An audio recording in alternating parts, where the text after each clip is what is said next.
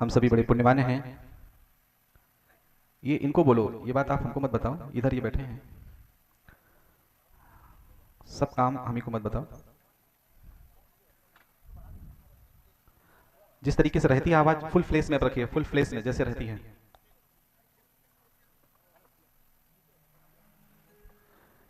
अब उपासकों से निवेदन है, कृपया बिना ऐसे अनुमति के कोई स्टेज पे नहीं चढ़ेगा।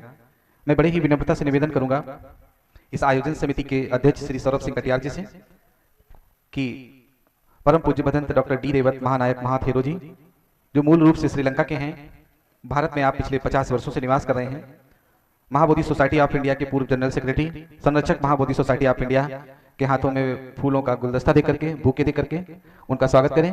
और ये फोटोग्राफर इस फोटो को अच्छे से कैप्चर करें। आप लोग बैठ जाइए, एक तरफ बैठ जाइए, थोड़ा सा ऑड लग रहा है। श्री सौरभ सिंह कटियार जी, भंते जी आप थोड़ा सा आप बताते रहिए।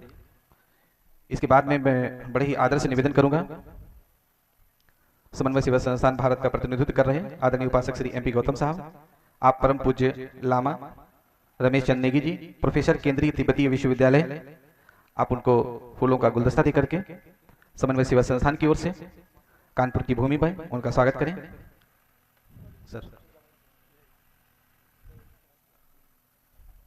तदुपरांत मैं बड़े ही विनम्रता से निवेदन करूंगा आदरणीय उपासक श्री अजय सिंह आर्या जी से, आप परम पूज्य लामा खेमपो कर्मा गेंडोन विहाराधिपति वज्र विद्या इंस्टीट्यूट, जो अभी पद्मश्री के लिए नामित हुए हैं, श्री अजय सिंह आर्या जी, आप परम पावन लामा जी को बुके देकर के समन्वय सेवा संस्थान की ओर से उनका अभिनंदन एवं वंदन करें। तदुपरांत आदरणीय उपासक श्री जगत नारायण जी, थोड़ी सी स्पीड आप लोग बढ़ा के रखें। इसके बाद में श्री जितेंद्र कुशवाहा सर, श्री वीरेंद्र राव जी। देखना है तो देख लो सीना चीर के, देखना है तो देख लो सीना चीर के, बुद्ध ही मिलेंगे हर जगह हर तीर के। सब जगह ही बुद्ध हैं, सब जगह बुद्ध हैं, क्योंकि तद्धर्म सर्वदेही नाम, वो धर्म तो समस्त देहधारियों में। अब वो पढ़ रहे हैं, पढ़े हैं, शास्त्रों में ऐसा वर्णन है, उनका दर्शन हो जाए तो मेरा मंगल हो जाए। अभी 5 अभिज्ञा 8 समापत्ति को प्राप्त कर चुके हैं, तो उनके पास इतना बल है कि दूर के शब्द को सुन सकते हैं, हवा में उड़ सकते हैं, पानी पे चल सकते हैं, अग्नि में जलेंगे नहीं, यहीं बैठे किसी को भी अपना शब्द सुना सकते हैं, सुन सकते हैं।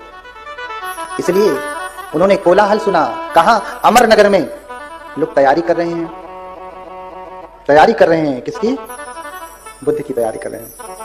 इसलिए कैसे तैयारी कर रहे हैं कि देख रहे हैं कि सब तैयारियां तो हो गई, लेकिन रास्ता बनाना था, जो रास्ता अभी बना नहीं, लोग रास्ता बना रहे हैं, फावड़ा लेकर के रास्ता। अरे पहले आज के जैसा RCC रोड नहीं हुआ करता था, लोग पगडंडियों से, कच्चे रास्तों से, मेड़ों से होकर के जाते थे, और जहां नहीं होता था वहां रास्ता अपना बनाते थे। तो अब बुद्ध आ रहे हैं अपने शिष्यों के साथ, रास्ता नहीं होगा तो कीचड़ में से आएंगे, तो भगवान बुद्ध के पैरों में कीचड़ लग जाएगा। हाँ देखो, जब बुद्ध के प्रति श्रद्धा होती है ना, बुद्ध के श्रावक के प्रति श्रद्धा होती है ना, तो आदमी सोचता है कि मैं ऐसा क्या कर दूं कि एक एक चीज कहीं पे भी कोई कमी न रहे, कोई कष्ट न हो जाए, क्योंकि बुलाया है उनकी पूजा करने के लिए, और पूजा करेंगे तो प्रसन्न होंगे, कहीं प्रसन्न नहीं हुए तो आशीर्वाद मिलेगा। कहो आशीर्वाद की बजाय श्राप ही लग जाए। हाँ, लोग कहते हैं कि बौद्ध धर्म में श्राप नहीं दिया जाता, नहीं दिया जाता, श्राप काटा जाता है, पाप काटा जाता है। आप कभी अपना पाप कटवाए हैं? आप अपना पाप कटवाए हैं? नहीं कटवाए, नहीं कटवाए। हाथ उठाएं, कितने लोग अपना अपना अपराध कटवाते हैं? हाँ, कभी बौद्ध धर्म में अपराध को धोने की विधि बताई गई, अपराध को काटने की विधि बताई गई? नहीं। इसलिए कहा कि सत्य कड़वा होता है, क्योंकि झूठ में बहुत चीजें जानते हैं सब, लेकिन बंजारे के बैल जूं, हाँ? कबीर दास के वचन है, हाँ? बंजारे के बैल जूं, बंजारे के बैल जूं, भरमी फिरहूं चाहूं दे, बंजारे के बैल जूं, भरमी फिरहूं चाहूं दे। खाद लाद घुस खाद है बिन सतगुरु उपदेश, खाद घुस खात है बिन सतगुरु उपदेश।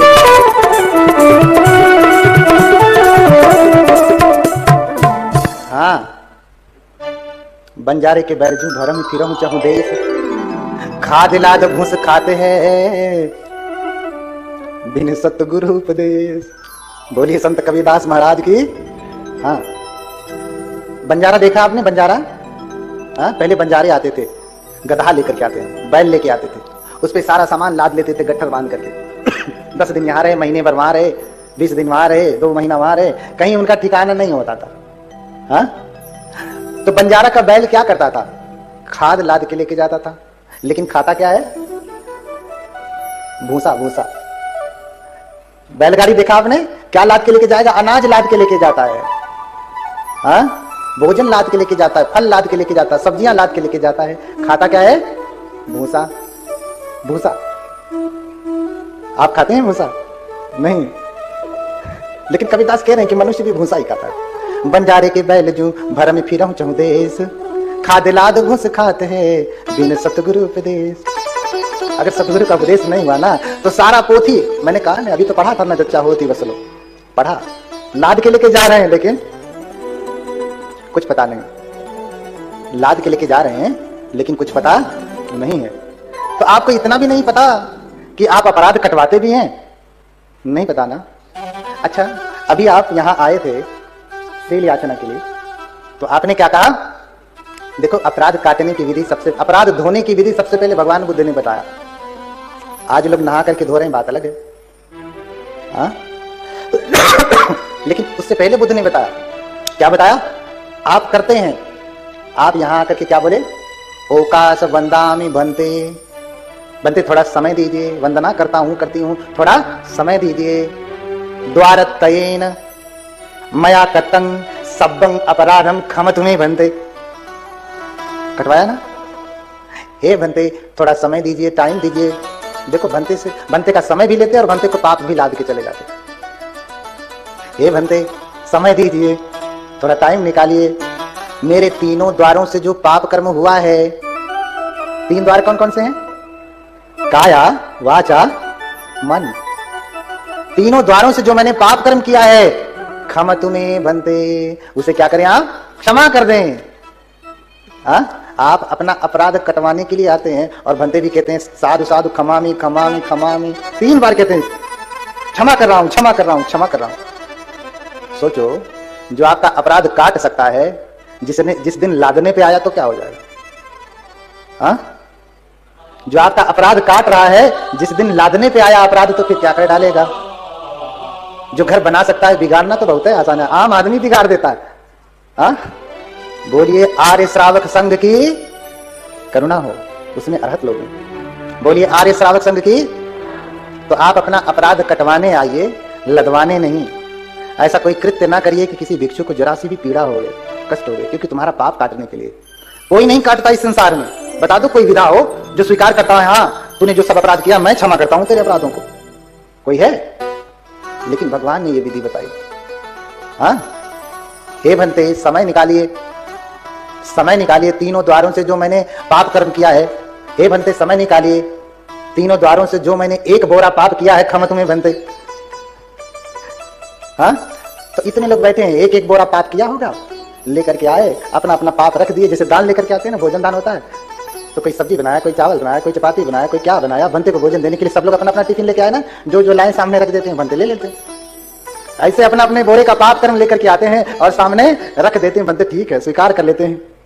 अच्छा, इसलिए आपने देखा भी होगा, कहते हैं तो भन्ते खरे ना आया है, हाँ सांगला भन्ते ना आया है। हाँ, पहली बात तो कोई अपना बेटा देता नहीं, दूसरे के दिए हुए बेटे पे बड़ी उंगली करता, वो भन्ते अच्छे नहीं है।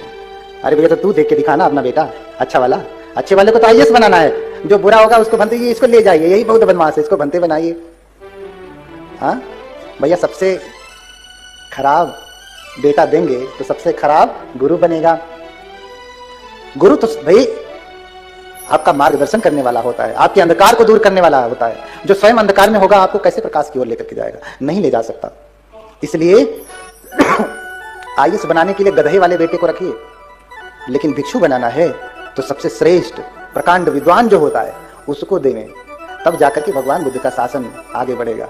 आज बढ़ इसलिए नहीं रहा है क्योंकि वही टढ़ई मढ़ई आप दे देते, ले जाइए, ये बदमाश है, गाली देता है, मम्मी को गाली देता, पापा ले जाइए। अभी दे दिया, आपका गाली देना छोड़ करके ये जब समाज में आएगा तो इस धर्म को गाली देगा, फिर उस धर्म को गाली देगा, फिर उस धर्म को गाली देगा। ये घर से ही सीख गया। बोलिए भगवान बुद्ध की। हाँ, आजकल यही हो रहा है ना। बड़े बड़े बनते लोग हैं, मंचों पे बैठ जाएंगे तो इस धर्म की निंदा, उस धर्म की निंदा, उनके भगवान ऐसे हैं, उनके भगवान ऐसे हैं, उनके भगवान। भैया तुमसे क्या लेना देना।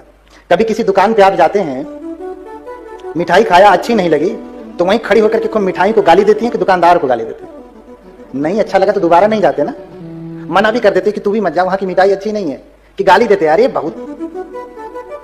हाँ नहीं ना भैया, तुम्हें अच्छा नहीं लगता तो मत खाओ, मत जाओ। निंदा करने से क्या लाभ, बुराई करने से अपनी ही वाणी दूषित होगी और वैमनस्य अलग से बढ़ेगा।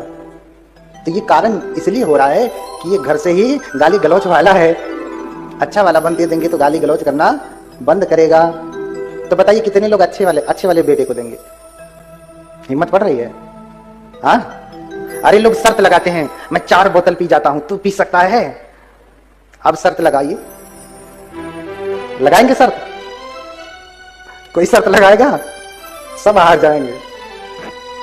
हाँ बातें बहुत लंबी चली जाती हैं, इसलिए कथाएं 10-10 दिन की होती हैं। प्रसंग छोटा सा है और जो भी आपने प्रसंग पढ़ा है वो भी टेढ़े मेढ़े पढ़ा है।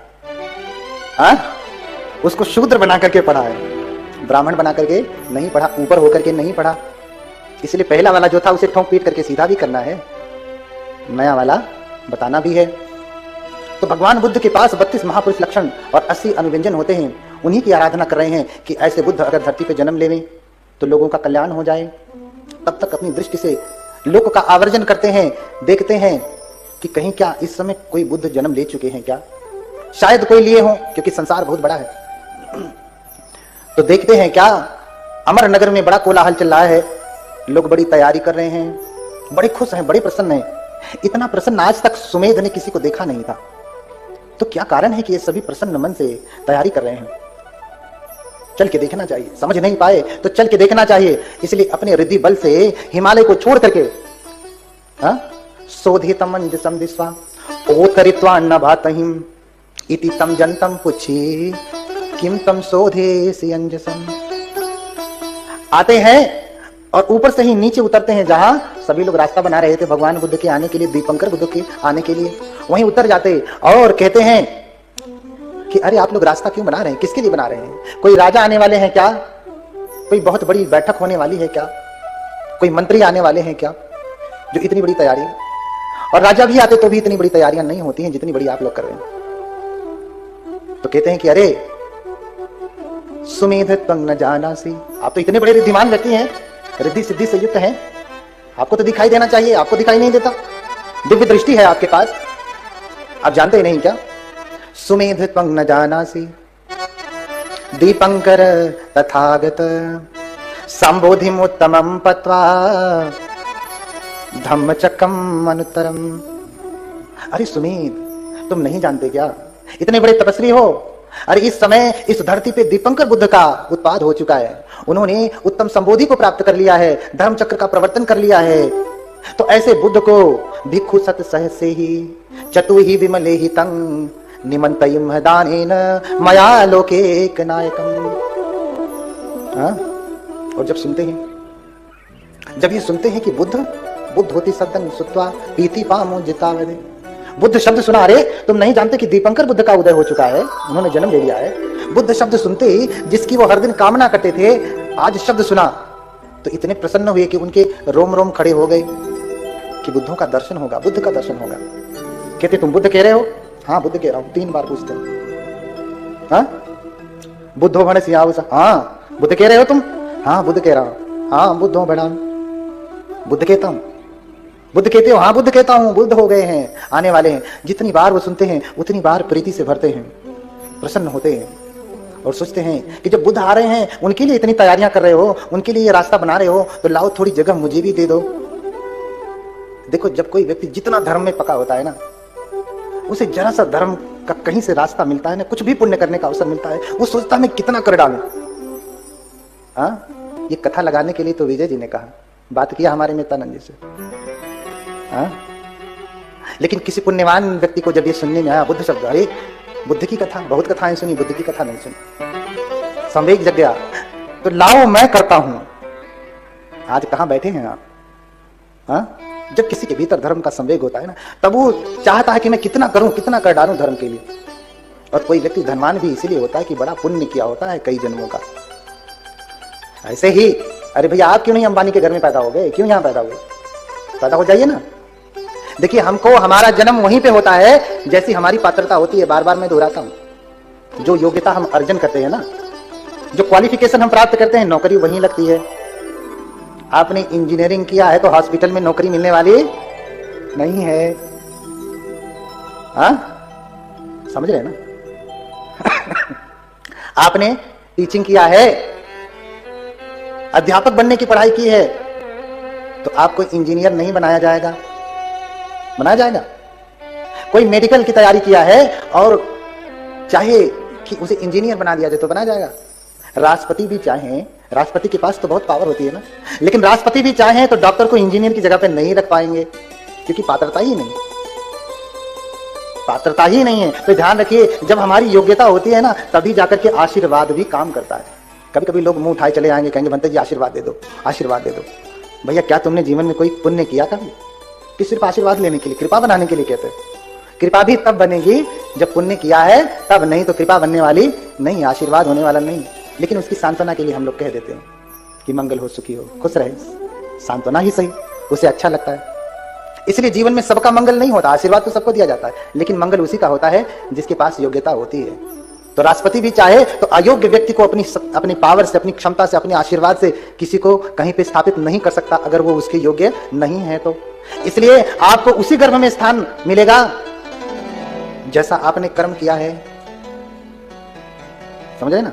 कुक्कुर वृत्तिक सूत्र में, त्रिपिटक के कुक्कुर वृत्तिक सूत्र में पहले के समय में बहुत प्रकार की साधनाएं हुआ करती थी। कोई ऐसे हाथ उठा लिया है और कहता है सिद्ध पुरुष है।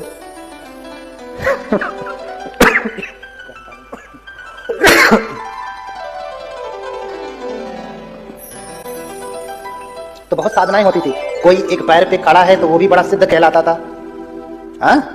कोई पक्षियों की आवाज निकालता था तो भी वो तपस्वी कहलाता था। तो एक कुक्कुर वृत्तिक थे, कुत्ते की तरह से भौंकने वाले, कुत्तों की तरह से जीवनचर्या करने वाले। कुत्तों की तरह बोलते नहीं थे, भाव भाव करते थे। समझ रहे ना? क्या करते थे? कुत्ता कैसे बोलता है? भैया कुक्कुर अमेरिका का रहे चाहे इंडिया का रहे, वो भौंकेगा ही, इससे फर्क नहीं पड़ता है। हाँ? तो कुत्ते की साधना करते थे। हाथ होते हुए भी हाथ से नहीं खाते थे, मुंह से ही खाते थे। पैर होते हुए भी पैर से नहीं चलते थे, हाथ और पैर दोनों मिलाकर के चलते थे। हाँ? कुत्ता जैसे ऐसे पूंछ हिलाते हुए चलता है तो वो भी पूंछ हिलाते हुए चलते थे। यानी एक कुत्ता जैसा जीवन जीता है उस प्रकार का जीवन जीते थे और समझते थे। तब आज भी लोग ऐसा करने लगे तो कहेंगे बड़का सिद्ध है, कहेंगे ना ये बड़े वाले सिद्ध हैं। अरे कुछ तो कटहा बाबा निकले थे हमारे तरफ। उधर उत्तर प्रदेश में एक कुतिया माई निकली हुई थी। कहते थे जिसको काट लिया उसकी बीमारी ठीक हो जाए। भैया तब तो सारे हॉस्पिटल बंद हो जाए। हाँ? होता है किसी किसी सिद्ध, सच में कोई संत है, सिद्ध है, तपस्वी है, शीलवान है तो उसके आशीर्वाद का फल होता है। लेकिन ऐसे ही कोई कुत्ते की तरह से जीवन बिताए, इसमें कौन सी तपश्चर्या? अरे तुम्हें मनुष्य का जीवन मिला तो मनुष्य में और श्रेष्ठत्वता को प्राप्त करना चाहिए था, नहीं प्राप्त कर पाए, तुम और नीचे हो गए, कुत्ते में चले गए। तो ये तुम्हारा तप है कि तुम्हारा पाप है? हाँ? अरे मनुष्य थे तो मनुष्य से मनुष्यतर होते, बुद्ध हो जाते, ऊपर जाना चाहिए ना। अच्छा कुत्ते की योनि श्रेष्ठ है कि मनुष्य की योनि श्रेष्ठ है? मनुष्य की योनि श्रेष्ठ है ना। और तुम काम कौन सा कर रहे हैं? कुत्ते वाला। तो ये कुक्कुर वृत्तिक थे, कुत्ते के समान व्रत रखते थे। भगवान बुद्ध के पास आए और भगवान बुद्ध से पूछने लगे। बहुत सारे लोग भगवान बुद्ध के पास जाते थे, पूछते थे, कहते थे भगवान देखिए हम लोग 40 वर्षों से कुक्कुर वृत्तिक का पालन कर रहे हैं, कुक्कुर व्रत लिए हुए हैं, तो हमने इतना तप किया है, हे भगवान बताइए हमारी गति क्या होगी? मरने के बाद गति क्या होगी? भगवान कहते हैं कि रहने दे, मत पूछ। देखिए भगवान जब चाहते हैं कि कुछ कहूंगा, हाँ, अगर इसे बुरा लगा, क्योंकि सत्य है, बुरा लग ही जाएगा, क्योंकि झूठ में 40 वर्ष इसने जिया है। अब मैं जो बात कहूंगा 40 सेकंड भी नहीं लगेगा। 40 वर्ष के जीवन को 40 सेकंड की बात बदल नहीं पाएगी ना, कठिन हो जाएगा। अरे ऐसा कैसे हो सकता है, यानी मेरा 40 साल का जीवन व्यर्थ? हाँ, 40 साल का जीवन व्यर्थ? हाँ, लेकिन बुद्ध तो सत्यवादी होते हैं। सत्यवादी वचनम नहीं था, मैंने कहा कि सत्यवादी हैं बुद्ध। बुद्ध के वचन कभी झूठे नहीं होते, कभी झूठ नहीं बोलते। जैसा करते हैं वैसा कहते हैं, और जैसा कहते हैं वैसा ही करते हैं। उन्होंने कहा कि मैं इस रास्ते से आया हूं तो इसी से आए हैं, और कहेंगे कि मैं इस रास्ते से जाऊंगा तो इधर से नहीं जाएंगे, कतई नहीं जाएंगे। उन्होंने कह दिया कि इधर से जाऊंगा तो इधर से ही जाएंगे। इसलिए यथावादी तथाकारी, यथाकारी तथावादी। हाँ, इसलिए उनको तथागत कहा। यथागतो गतोश, जैसे आए और चले गए। हाँ, इसलिए तथागत हैं वो। ऐसे आते हैं और ऐसे ही जाते हैं। तो कबीरदास भी वैसे ही कहते हैं, खूब जतन से ओढ़ी रे चदरिया और ज्यों की त्यों धर दी रे चदरिया। जैसे खूब जतन से ओढ़ा, जैसी थी वैसे ही रख दिया। यथागतो गतोश, जैसे आए और वैसे चले गए। निष्कलंक आए और निष्कलंक चले गए। बता दो भगवान बुद्ध ने ये अपराध किया है? लोग बड़ा उठेंगे तो कहेंगे अरे अपनी पत्नी को सोते हुए छोड़ करके चले गए, बस यही एक उनको दिखता है। इसके आगे कोई अपराध दिखा नहीं पाते। इसीलिए उनको तथागत कहते हैं। वो क्या है? तथागत हैं। हम जैसा कर्म करते हैं हमको वैसा फल मिलता है। कुकुर व्रतिक वाले कुकुर व्रत का पालन कर रहे हैं। बताइए भगवान मेरी गति क्या होगी? भगवान कहते हैं मत पूछ, क्योंकि बुरा लग जाएगा। सत्य कड़वा होता है ना, आपने कहा, लेकिन इसे कड़वा लग जाएगा क्योंकि झूठा इतना है।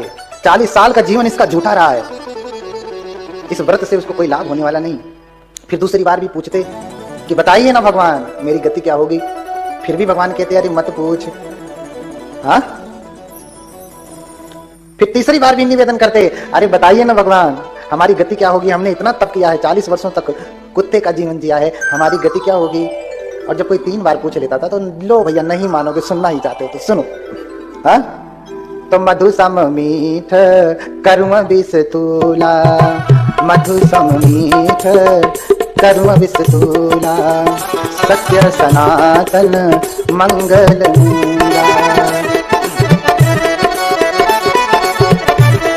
बोलिए ना, मधु सम मीठ, बोलिए, मधु सम मीठ करुण विष तूला,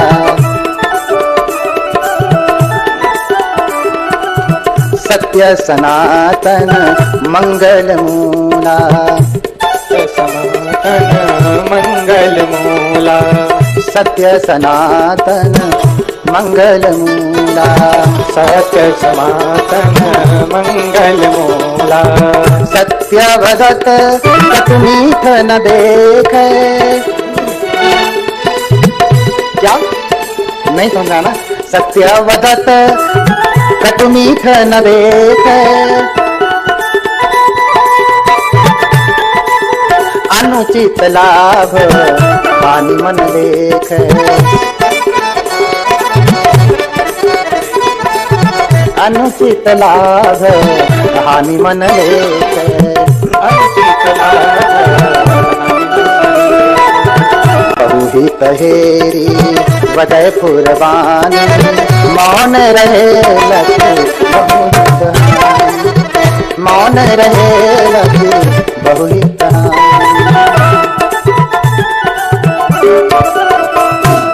हाँ, समझ रहे ना क्या कहते हैं भगवान? कि मधु सम मीठ करुण विष तूला। बुद्ध तो जानते हैं कि सत्य ही कल्याण कर सकता है। क्यों? सच्चंग व सुमधुरम, सत्य तो सबसे मीठा है। हाँ, लेकिन इतना मीठा नहीं कि शुगर फैला दे। आजकल लोगों को मीठे से इतनी दिक्कत, इतनी परेशानी कि लोग मीठा वचन बोलना भी छोड़ दिए हैं, कहीं शुगर ना हो जाए। बोलिए भगवान बुद्ध की। हाँ, तो सत्य मधु सम मीठ करुण विष तूला, सत्य सनातन मंगल मूला। कह रहे कि मधु के समान मीठा हो, चाहे विष के समान कड़वा हो, लेकिन सत्य हमेशा से, सनातन का अर्थ होता है इटर्नल, जो अनादि काल से चला आ रहा है। हाँ, एस धम्मो सनातनो, इसलिए भगवान बुद्ध ने कहा कि यही सनातन धर्म है। हाँ, यही सनातन धर्म है। समझ रहे ना कि सत्य सनातन मंगल मूला। सत्य बोलेंगे तो हमेशा कल्याण करेगा, चाहे भले शुरू में लगे कि मामला बिगड़ गया, लेकिन सच बोला है आपने ना तो पहले मामला बिगड़ा मिलेगा, लेकिन वो सच में सुधरा हुआ होता है। आप सत्य बोलना तो सीखिए। झूठ बोल करके धोखा दे सकते हैं, हृदय किसी का तोड़ सकते हैं, बेईमानी कर सकते हैं, फिर दोबारा आप किसी के विश्वास पात्र नहीं हो सकते। लेकिन सत्य बोलेंगे, कितना भी बड़ा अपराध है, सत्य बोला है, तो कभी ना कभी विश्वास पात्र बनेंगे ही। अरे गलतियां तो होती ही हैं, गलती करना तो आदमी का स्वभाव है, गलती हो ही जाती है, लेकिन सत्य असत्य बोलना ये स्वभाव नहीं होता है। ये तो अपने इंटेंशन के ऊपर होता है। आदमी जैसा चाहे वैसा बोले। तो मधु के समान मीठा हो, विष के समान कड़वा हो, हमेशा सत्य कल्याणकारी होता है। लेकिन ध्यान रखें, सत्य बोलते समय मीठा और कड़वा का बोध न करें कि अच्छा लगेगा कि बुरा लगेगा। अभी तो क्या विचार करें, बहुहित हानि लाभ मन लेख। सोचें कि इससे कितने लोगों की हानि हो जाएगी।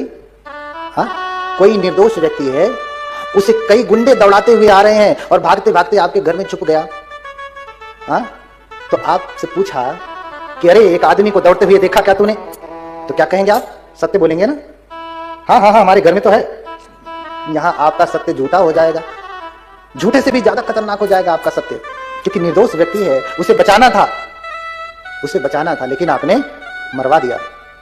तो सत्य वतत कटु मीठ न देखे, अनुचित हानि लाभ मन लेकर, कि इस सत्य बोलने से कहीं बहुत सारे लोगों की हानि तो नहीं हो जाएगी। बहुहित हेरी वदय फुरबानी। आप कुत्ते की करते हैं, घर में बिल्ली की करते हैं, आजकल नाना प्रकार के जानवर पाल रहे हैं। जितनी सेवा, जितना केयर आप इन जानवरों की करते हैं, चल संपत्ति की करते हैं, उतना अपने माता पिता की करते हैं? नहीं करते।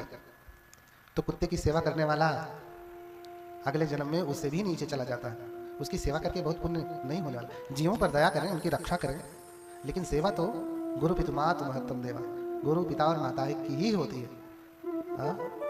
यही सबसे बड़े देवता है। तो चल संपत्ति है ये दो संपत्ति आप जानते हैं। एक संपत्ति और है जिसे बुद्ध ने कहा, तीसरी संपत्ति क्या है? अंगस्मा, अंग के समान। ऐसी संपत्ति, ऐसा धन जो हमेशा हमारे साथ अंग की तरह से रहती हो। कौन सी संपत्ति है वो?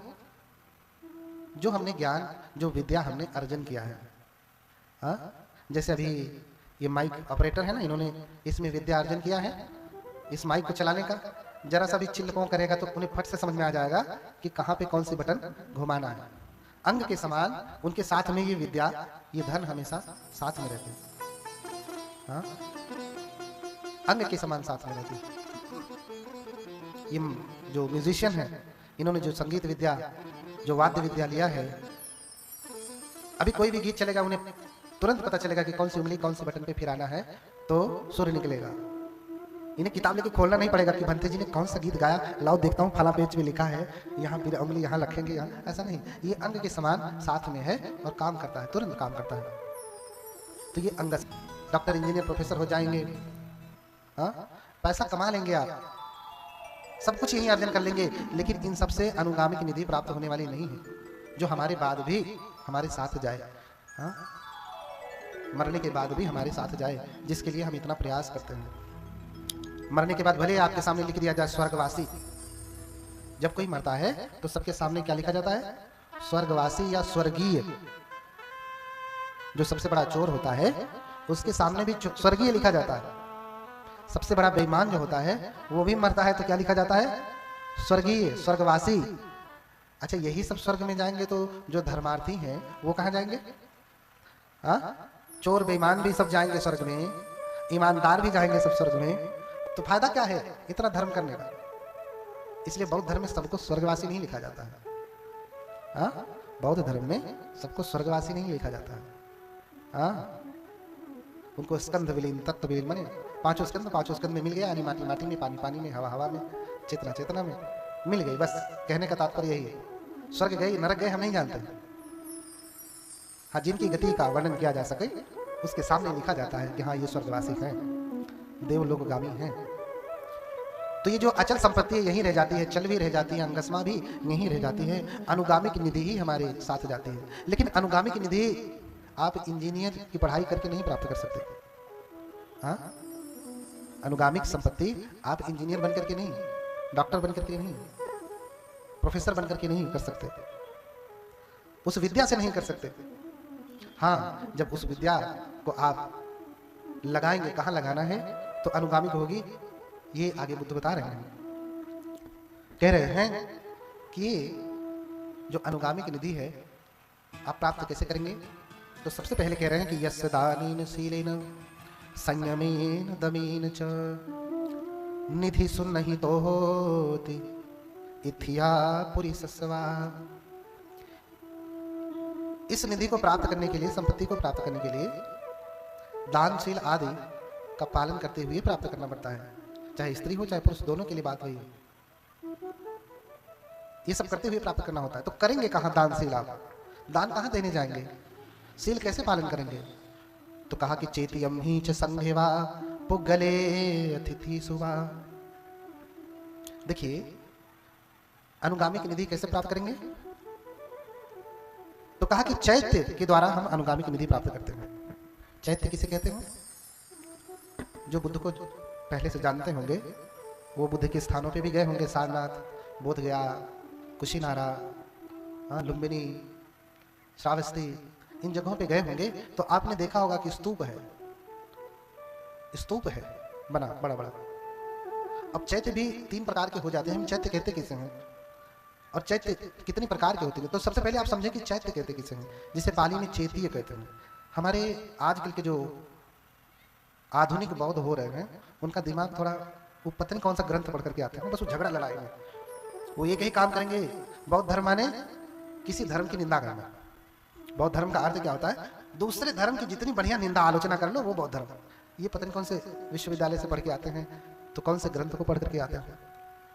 हाँ, ज्यादा कहूंगा तो इन्हें मिर्ची लगेगी। हाँ, तो चैत्य का अर्थ समझे। वो कहते हैं कि पूजा पाठ, भगवान बुद्ध ने पूजा पाठ के लिए कहाँ कहा है? भगवान बुद्ध ने फूल आदि चढ़ाने के लिए कहाँ कहा है? दीप आदि लगाने के लिए कहाँ कहा है? अरे कोई भी भगवान कहेगा क्यों कि मैं भगवान हूं, लाओ तो मुझे अगरबत्ती लगाओ, धुआं दो मुझे।